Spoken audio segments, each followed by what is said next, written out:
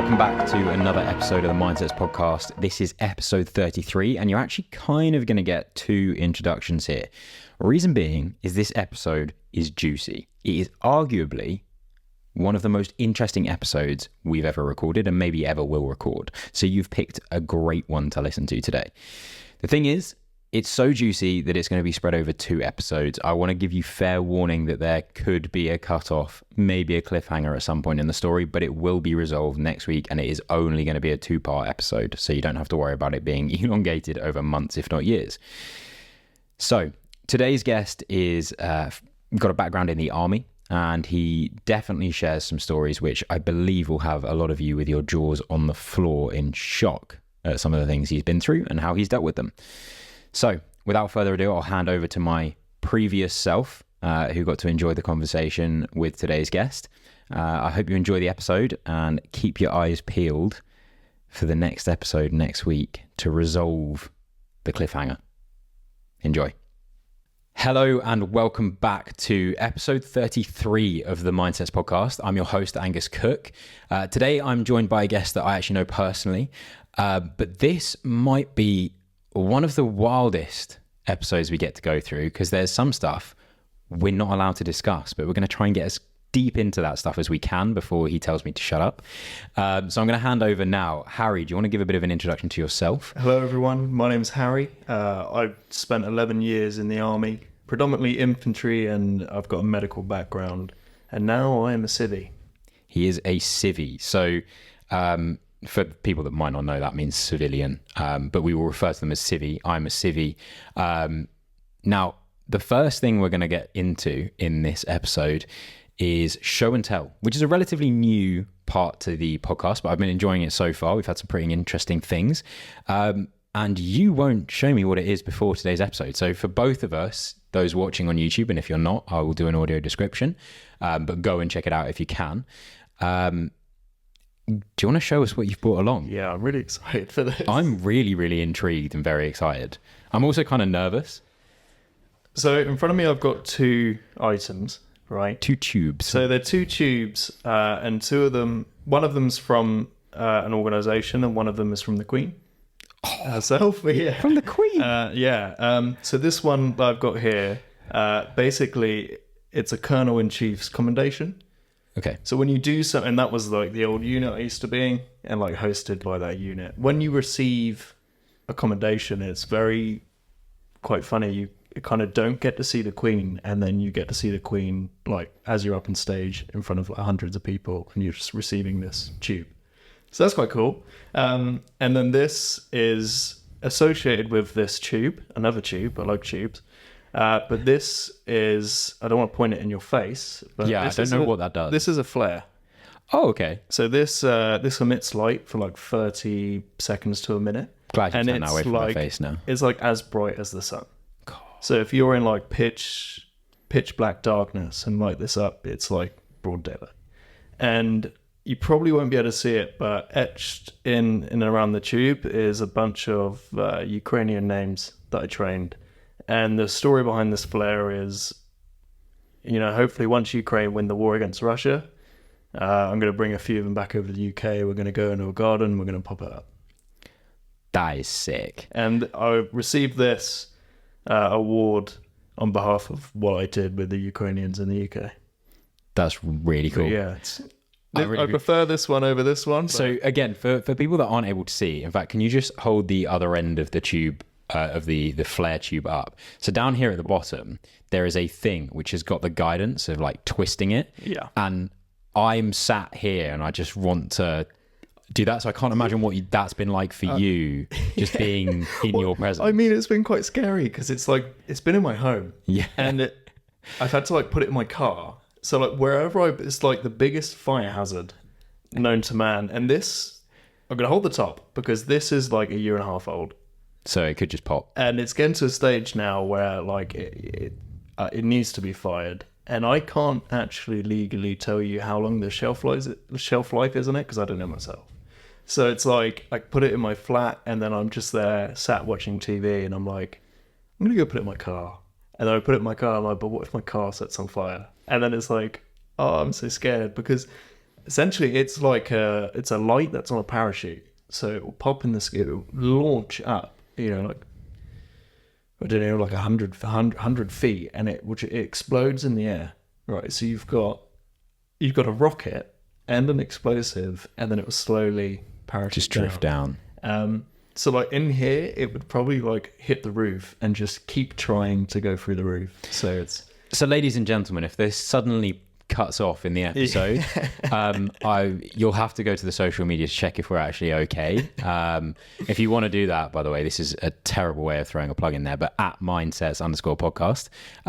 But that is also how you can find where we're at to watch what's going on and watch what this thing looks like and see why I'd be so eager to just like set it off, which is that kind of, what do they call it? Not imposter thoughts. Whereas like the thoughts where you shouldn't be thinking those because you kind of want to do the thing that you shouldn't do. One of those. I can't remember the term. I'm sure you guys are screaming it at me right now. Okay. Amazing. Impulsive thoughts. Yeah. We don't want to do them. Yeah. So that is show and tell. Typically that would be it for show and tell. However, I myself have got something to show. So I've mentioned recently, for those that are unaware, the podcast went through a bit of a rebranding, and I also want to bring in more people to the community.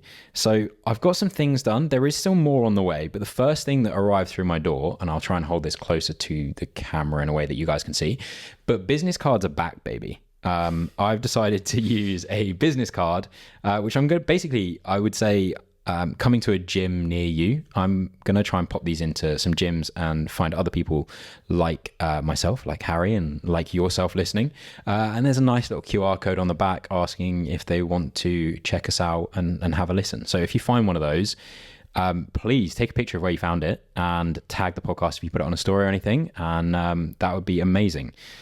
So that brings show and tell to an end, which means that we can actually get into the juicy part of this story, because I don't know if you want to.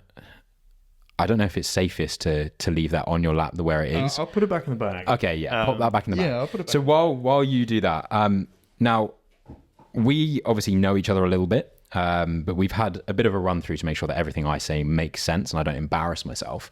However, I'm aware that obviously from what you've shown, you've got a military background, and you became aware early teens that you wanted to be in the army. Was that from personal influence? Have you got parents that are in the army, siblings? So basically, when I was 12 and just started fresh in secondary school, my brother, who's 4 years older than me, 16 at the time, he left school and immediately joined the army. So like at that like young age, I just sort of like immediately know like that's exactly what I want to do. At the time, it probably wasn't. And when I actually got older, towards like the decision of, right now you're going through the joining process, now you're signing away, you're now going to a courtroom to do a hearing to say, I will serve my country, I'll sign here, any policy you put in front of me, I want to read it, sign it. When I was actually at that stage, 15, 16 years old, because I went through the army college part of it, I wasn't actually sure at the time, because I wanted to go to college, because a lot of my friends, and I grew up in Hereford, so West Midlands.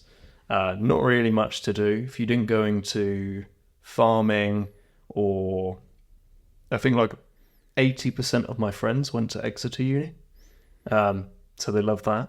If you didn't get into like farming, like you or anything to like come over to the east side of England and like back over to like London side, like you were going to stay there for the rest of your life. 100%. Most of my closest mates still live there, and they do good. They do well for themselves. But I wanted something to take me out of Hereford and out of that countryside and just kind of put me around the globe a bit. How quickly, when you kind of set your sights on the army, obviously following your brother's footsteps, did you realise that it was quite physical?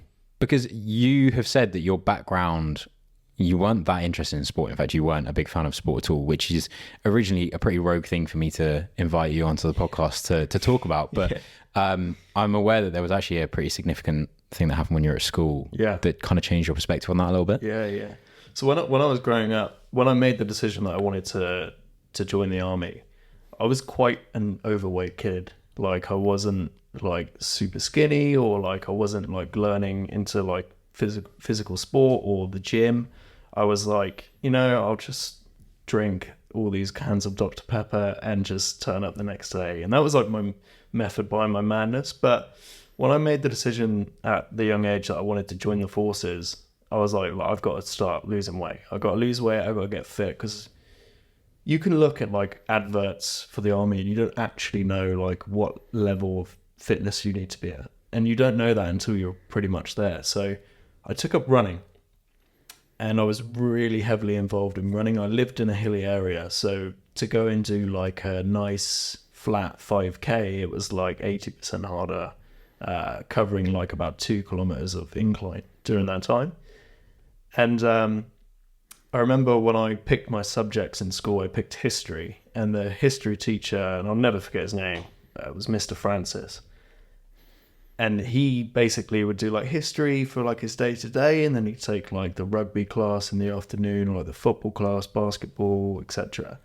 And when I joined his history session, he went round like every single student and said like, you're going to be with these people for like a year, 2 years, depending on how long you take on the subject. I want you all to just go around one by one, just tell us who you are, because you might not have seen these students before, and like tell me what your favourite sport is, because I love sport.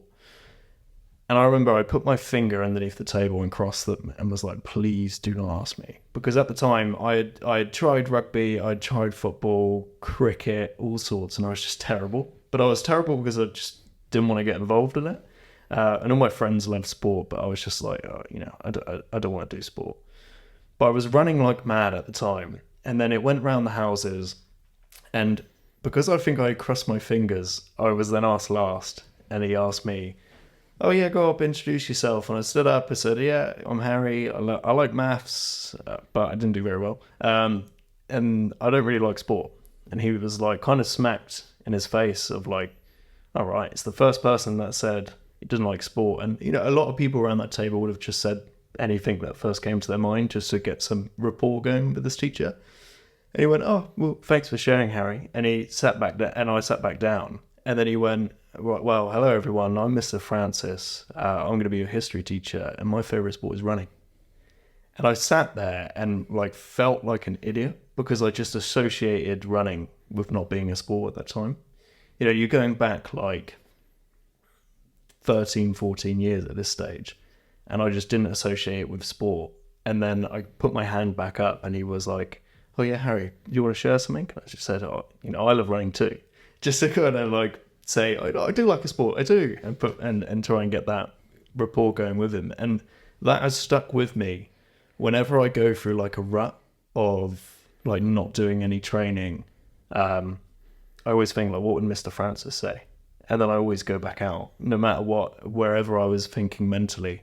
As soon as I got that scenario in my head, the next thing I know, I'm out the door, I've got my headphones in, and I'm running. And I'm like, how did that even happen? Like, where did I go from a rut to that? And it's because I think of that teacher. It's amazing how influential a teacher can be. You hear a lot of stories online of the teachers that are like, you'll never amount to anything. But for a teacher to actually put a new perspective on what you saw as sport.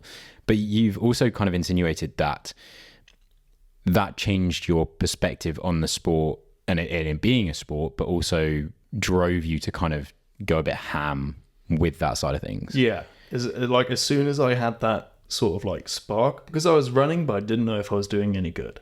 Like I was going out, fortunate enough to not like take on any injuries. It was almost going out nearly 7 times a week. So every day, as soon as I finished school, I would do like minimum of like 3 miles. So like around 5K to like 3 to 6 miles almost every day. And then as soon as I had recognized it as a sport, I just like completely changed. I then started pushing further, doing more distance, more speed work. And then it kind of just excelled to the point of like when I joined the army and you do like your initial fitness tests, I was like absolutely cruising, like blazing past people. And I was like, hang on a minute, what the hell? And it's like sad to think, but when you think about like fitness young in the army, it's not that good. But you get taught and then you progress through that. So at that stage when I joined, I was fortunate enough that because I'd recognized it as a sport and taken it really seriously, that I had kind of like this really good foundation that I could just progress and work on.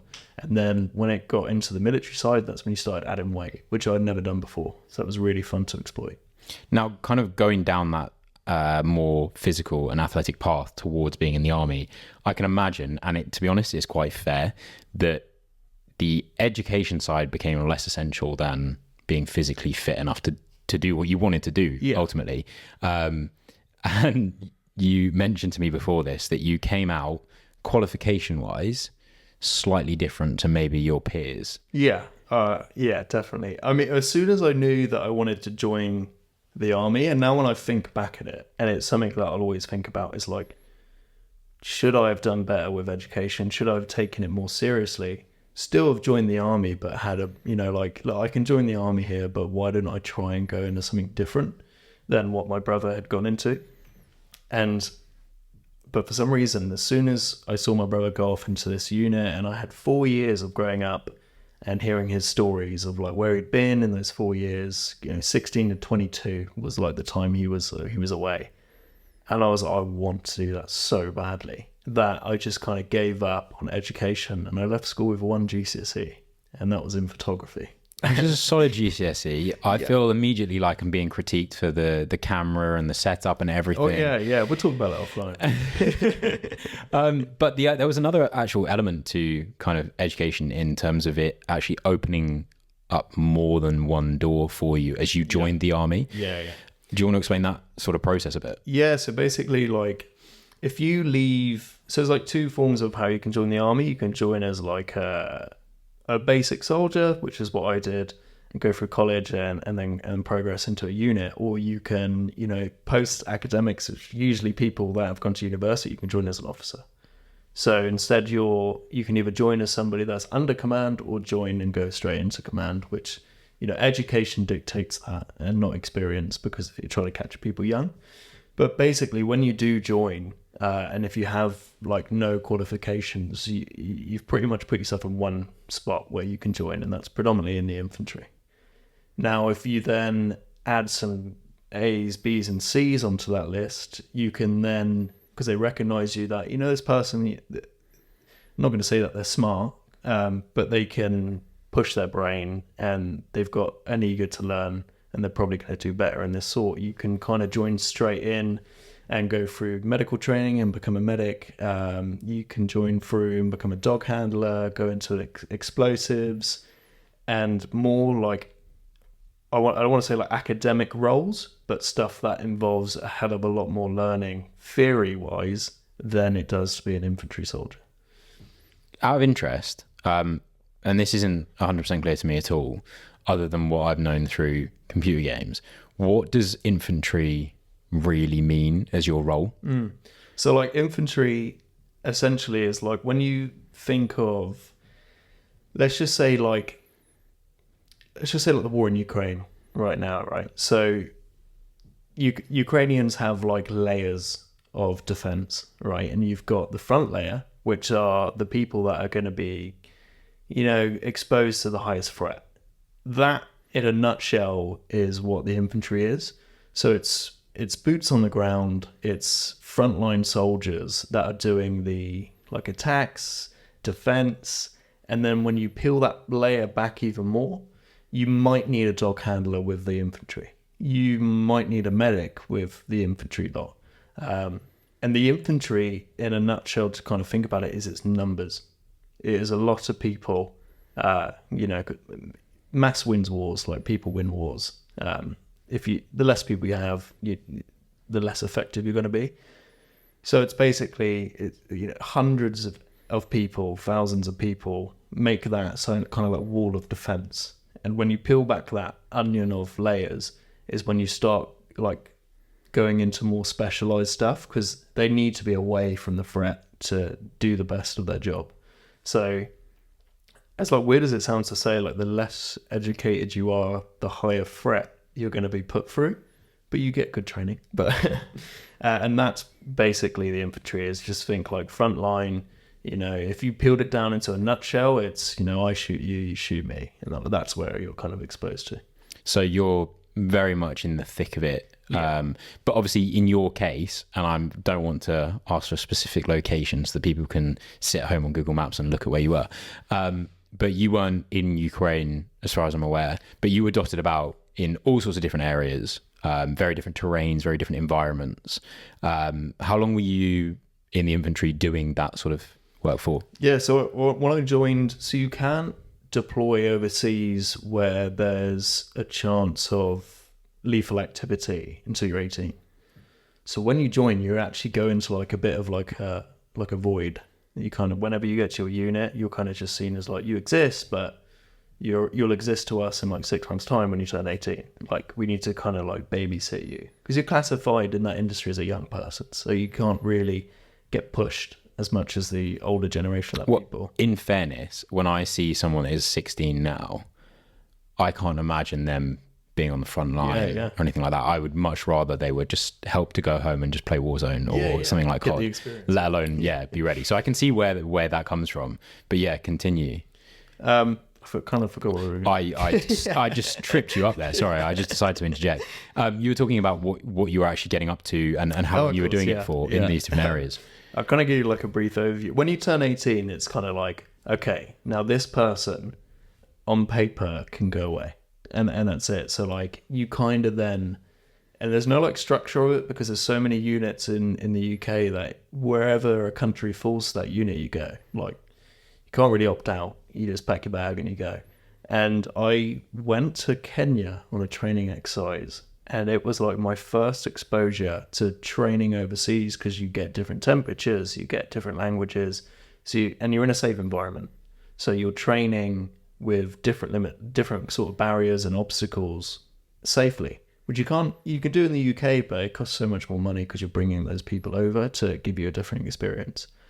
And post training that exercise, like a year had passed and I'd turned 19 and I deployed to Afghanistan. Wow. Yeah. Straight into kind of, I feel like a lot of people grow up just thinking about, there was stuff going on in Afghanistan, weapons of mass destruction, oil. Won't get into the politics of it all. But that's where you ended up. But then you have already mentioned about how some teams in the infantry might need a dog handler. They might need a medic. And was that when a transition started to happen in your eyes of what you wanted to do and if you wanted to stay in the infantry? Yeah, definitely. So like when I broke down my career of 11 years, I spent 2013 to 2017 just doing infantry. So like, just, like on patrolling and part of that group. And it all breaks down to like, everybody has a job role in their team, look left, look right, look after your people.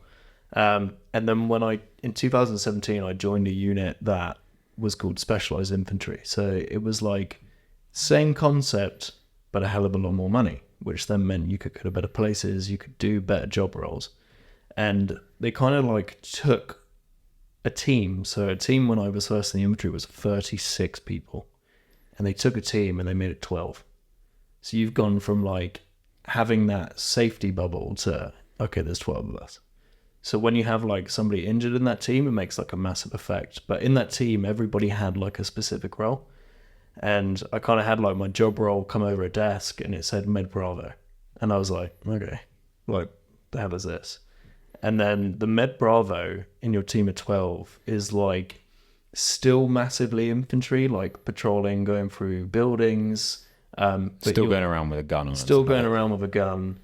Still in high threat situations. But if somebody was to get hurt, you're like the first point of call for that injury.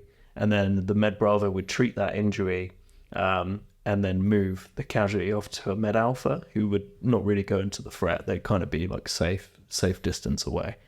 And that's like the process. So you're like an infantryman first, but you specialize in med. So when you only use the medicine part of the training when it arises, and then once you've got that casualty away, boom, you're back to being an infantryman. And that was the process I went into, and then I did that up until 2021, so 4 years. Yeah. You've mentioned 2021 there, kind of guess the end of COVID, but interestingly, COVID actually did have an impact on the forces as well, because everyone wanted to retract, get home, get safe.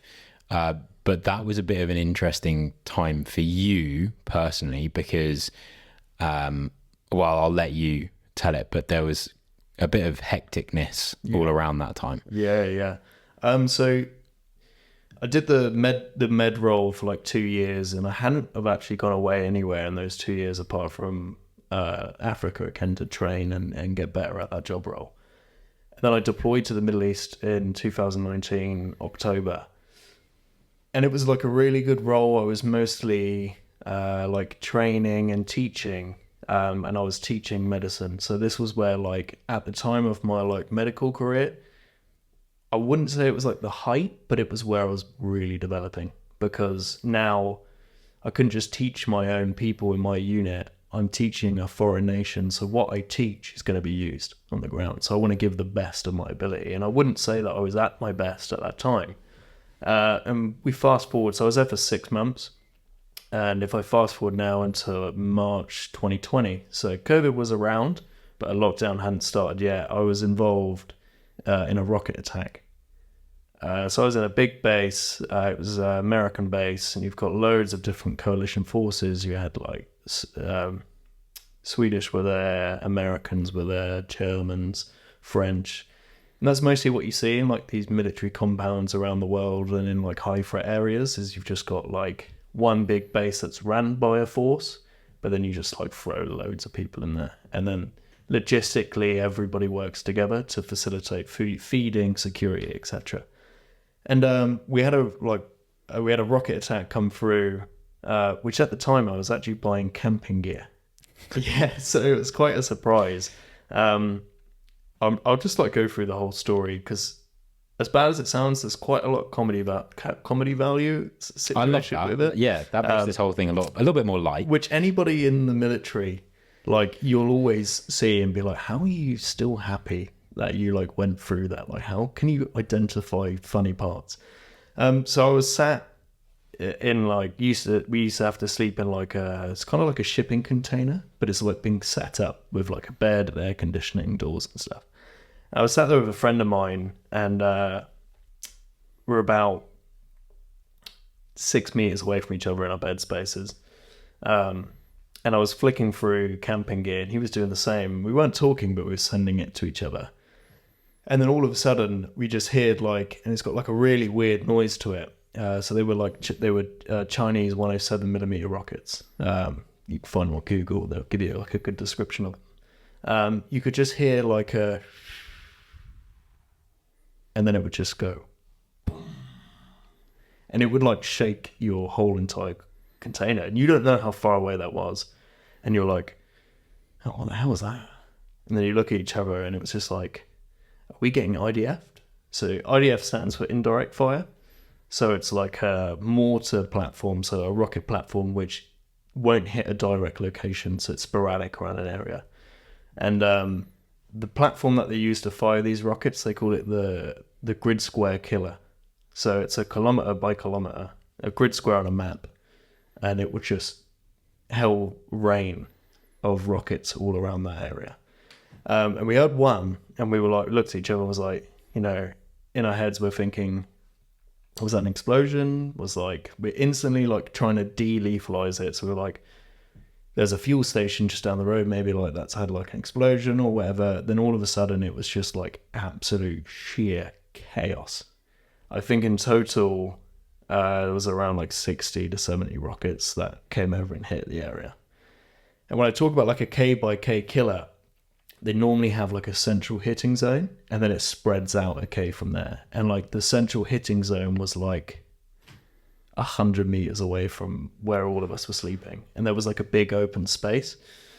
So you have like, it's bad, but like all these camps have different layers of protection depending on how the nation invested. And I'm not afraid to say that because it's definitely the truth. So like the Germans had overhead protection, so they would put concrete above their building. So if a rocket did hit it, it's not going to hurt them. Where for us, we were put in an open space in tin rooms where when a rocket hits that room, it then makes your room lethal because you're then thinking hot metal is shredding across. And where all the rockets had landed, it had landed right by the like washing facility. There was only one on camp. And then just like kilometer one way, kilometer one way, kilometer one way. And we were 100 meters away from that, like that impact zone. and you could hear and you could feel the rocket landing, vibrating your whole entire room, and then like the stones, the shrapnel, the mud just landing on your tin roof. And this is where the comedy kind of comes in, and I'll never forget it. So the friend I was with at the time, he sort of like rolled onto the floor. So like your immediate drill was to get down, because how a rocket works, so say that's the surface, a rocket will come through, ideally hit on like a pure 90-degree angle, and then it shreds shrapnel up in a V. So like a not like 180, probably like 110 degrees from that. So there's a safe space. So if you're low down, then you're less likely to be hit by shrapnel. Yeah. Okay. So if anybody's seen in like movies, you see like the concrete walls. So if you look at the bottom of the concrete wall, you'll see it's really thick. Obviously, that's to help stabilize the wall and keep it up. But the design is that you hug that wall, because you're safe on one side, and if the rocket was to land near you, it's going to spray up the wall and keep you safe at the bottom. And he kind of rolled out of bed, and he's Muslim, and he just started praying. And I was just kind of there, and I was like, stood up, and I was like, what is going on? And you're hearing all this stuff going on, you're feeling the vibrations. And he started laughing and was praying. And then I got down on the floor, and for some reason I just thought, like, if I'm under my bed, I'm gonna be so safe because I've got a mattress above me. So I like crawled under my bed, but I had like a giant grip bag under there, so my hands got like stuck in this bag, and the bag had gone over my head. And then I'm like in pitch darkness trying to move and like get myself in my head safe. And then I got stuck in this bag. So when like things had gone a bit quiet, I was like, hey, help me. And he was like, are you here? And I was like, no, I'm stuck in my bag. And he got me out. And then it was like so eerie, like just pure silence. And then all of a sudden it was just like screams. So you have like time to like get yourself together. And like the rule we kind of work off is when you hear the rockets, you try and count them, because if you get a rough figure, it can tell you kind of what they're being fired from. If it's a vehicle with like a rack on, if it's a mortar, they're firing it manually, you can kind of get a rough figure of like, okay, so there were 60 in 5 minutes. It's probably going to be this, which then gives you a good indication if there's going to be more.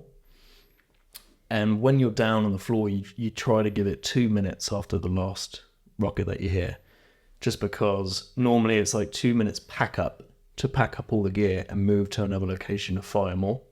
So your 2 minute window is like, I need to get myself safe. Unfortunately, we didn't have that window. We were lying there, got up, and then it was complete eerie silence. You know, there's no more rockets coming through, there's no more shrapnel coming on that roof, and then it was just like screams. So you kind of like get yourself together, you put all your protection on, which will come quite funny later. I was in like multicam shorts that I had cut from trousers, so like one leg longer than the other, loads of fray, and I put on a t-shirt that had an Australian flag on, and that'll come quite funny later on. And we put all our kit on, so helmet, body armor, grab our like pistols, and because we heard screaming, we just associated like, okay, someone's hurt, let's get our med bags, and we grabbed our med equipment.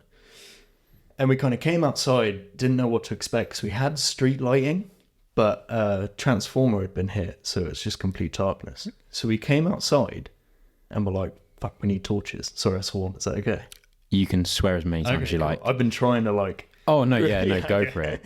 And then, so we had to run back inside and then like pulling apart our bedrooms to get the head torch. And for me, the head torch was in the grip bag that I tried to get in. So I found it and was like, that grip bag is dead to me.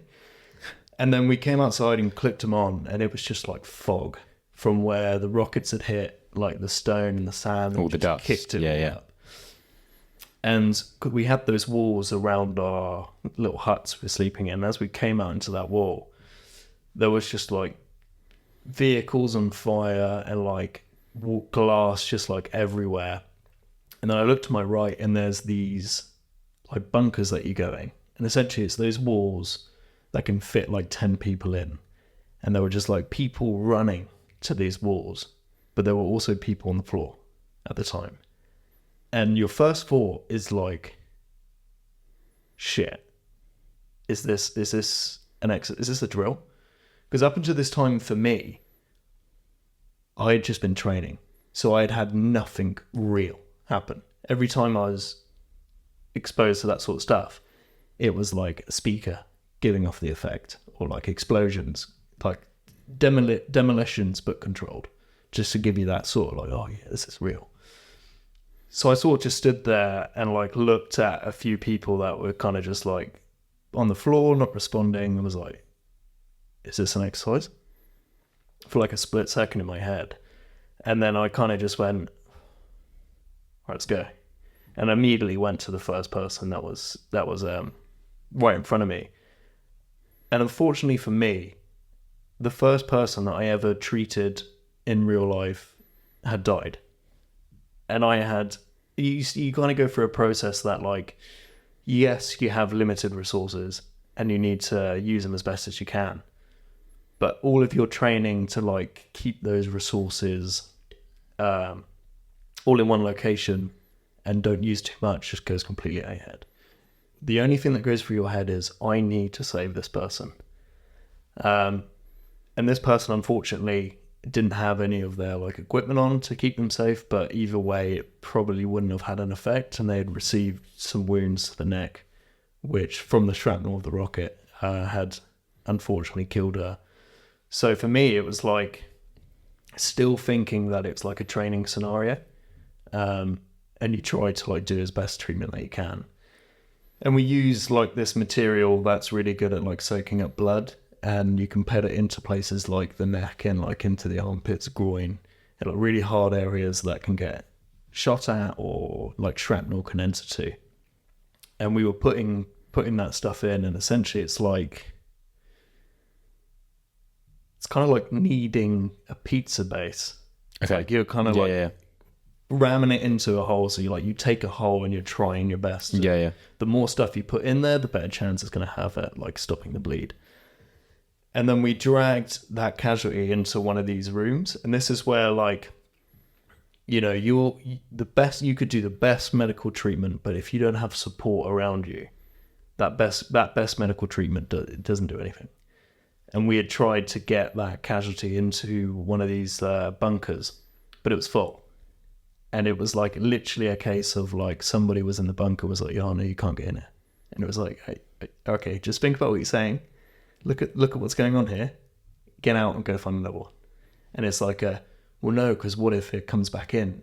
And you're trying to fight that because, again, at the time, you don't know the state of your casualty, and you don't assume that person's going to die. You just assume, like, I'm going to do the best that I can to make sure you're going to be okay. And we couldn't get into that bunker.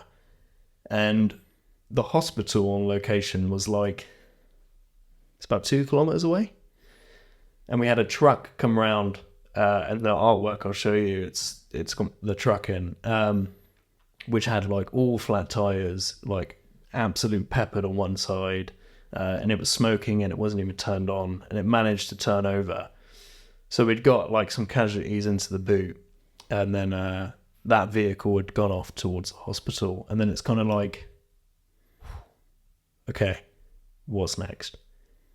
And then like you have to be so thorough in that situation because, again, it's so dusty you can't see anything because everything's been kicked up, that you just had like a line of people trying to find other people, to which we did.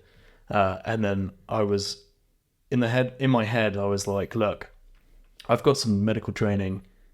I'm not being best used here because we can't find anybody else. So I'm going to get in a truck and I'm going to go down. And we had another truck with some casualties in it. And it's like, it's so painful because, like I said about if you don't have the support around with you, it's so hard. Is that when we were driving to the hospital, my driver didn't even know where the hospital was. So you're trying to deliver first aid and like chest compressions, and you're also shouting, right here. Then they turn left and you're like, okay, mate, listen to me, right, turn around, go right. And that sort of like the added stress that you don't need, and you can't fight that. You just have to accept that that was part of the situation. And then we get to the hospital, and you've just kind of got like loads of people just kind of on stretchers, so it's like something you just pick them up and move with, all over the place. And there's like doctors coming out, and they're just like trying to triage to find the worst person, start with them, and then make your way through. And they had picked up my friend, who is unfortunately not with us anymore, into a room, and I just ran straight in there. And there was like 4 or 5 people in there, and they all did like the best they ever could. And I just remember standing there, and I was like, what can I do? And they said, go outside, find somebody who's, you know, is alive and reactive and has some wounds, and go treat them. And I was like, okay, cool. So at this time, like, recognition in the army of like, that guy's wearing that uniform and that flag, he's British. That guy's wearing that uniform. Okay, that insignia, I think that's Swedish. Where at the time, I've got shorts. And I've got an Australian t-shirt on. All Australian medics, so highly trained. They are, and honestly, I think the best trauma medics on the world. And you have me, who's an infantryman with medical training, but not to that level, right? And I always stay within my scope of practice. I don't ever push past that.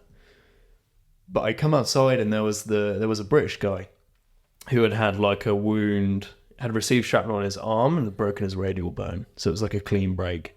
And he had some fentanyl, so he was trying to get some pain relief going. And I just, for some mad reason, I'd stepped foot in that hospital once to do some training. I just picked him up and took him into a room. And there was this American nurse. And I just like, I don't know how it was like came across, so I'd imagine it was like, right, who the hell is this guy? In shorts and a t-shirt. And then we treated him together. And then I had to go and get an x-ray machine that I have no experience in and still don't have experience in after all the courses, and wheel this x-ray machine down and like delivering it into rooms where nobody is but a casualty, setting up where the injury is. And for some reason, because of like going to the dentist, I was like, oh, I need to leave the room, and click the button. So I was like doing that, and then treating a few more people. And that guy's really well. He's really good. I speak to him quite a lot. And he had been in the country for 6 days. Oh, wow. I had that. And then it was kind of like, once you're done all your life-saving treatment and they're on like further care, you're kind of like, oh, wow. And you would constantly keep going outside, because you'd go outside. And at the time I was a smoker. So at the time I was like, I haven't had a cigarette since like the rockets landed at like 8 p.m.-ish. It's now like 2 a.m. And you'd go outside and like light up a cigarette, and then another truck would come with a casualty. And that night we received, I think it was about 36 casualties out of probably like a good 1,000 on that camp, maybe less, maybe 500 to 1,000, but it's still a big hit when you take that. And then because again I'm in my shorts, my t-shirt, people saw me and were like, if I hand a radio to this guy and a clipboard, he would be able to land a helicopter. That was the thought process behind this doctor that's never landed a helicopter before. So I'm stood in this hallway, and on this clipboard I've got every single casualty's details, but no order of where they need to go in this helicopter.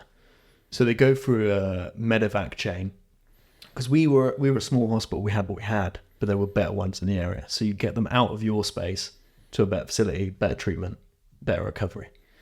And I just remember having like this room of just like so many people on a stretcher, but they were all wrapped up, ready to go. And I had to literally like, as fast as I could, because a helicopter could only take like 3 at a time, I had to like run round and like rip people's blankets open and do a survey on every single one of them, and then be like, this guy first, this girl first, let's go. And I remember I had a pilot on the radio. And he was like, Mike 2 Alpha 44 Bravo, grid location 12498 4 Charlie 2. And I just went, yeah, happy. Luckily he was so good that what he basically told me is like, I'm landing here, see you in 2 minutes. And I was just like, yeah, cool. And then like 2 minutes later, there's just this guy in like a helmet a pilot's helmet, just like, hey, can anybody tell me where Harry is? Ladies and gentlemen, I am sorry to leave you on a cliffhanger. To find out where Harry was, you'll have to come back next week. So the story actually continues. There's a lot more to the story. Harry also goes into how he suffered with PTSD after this particular event, and how he then continued his career as a medic Bravo.